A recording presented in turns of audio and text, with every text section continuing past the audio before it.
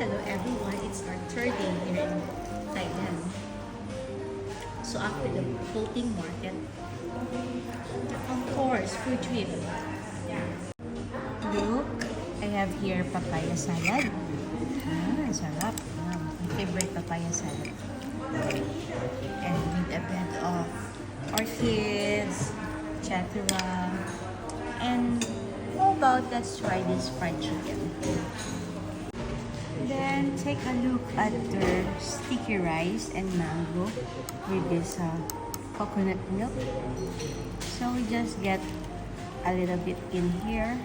And then just put here and then add some mango. Ayan, kasi kasi yung sticky rice. Very famous here.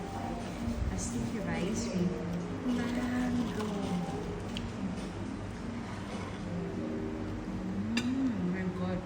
Kakaiba yung lasa ng kanyang sticky rice. So yum. My God, ang sarap ng sticky rice. And ito talaga yung papaya salad nila. Oh my goodness. At may sinasabi ko sa inyo yung sitaw. Hilaw siya. My God. Everything is hilaw. And I'm joining with this papaya salad.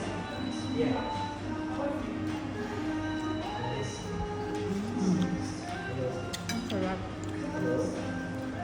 Of course, we go for local, pero itong local food dito near at the floating market, oh my God, very expensive.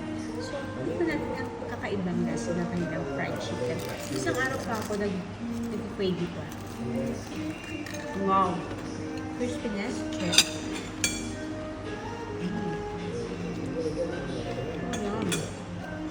As well with the salad. Great combination. And papalit ko ba ang kanilang lemongrass milk tea? Very famous to me.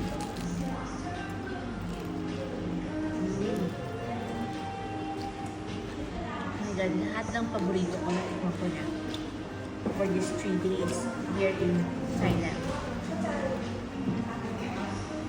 Kakaiba yung chicken nila eh. Ang sarap. May sa dressing. Ang crispy. Oh, I'm dying with this papaya salad. Ang sarap.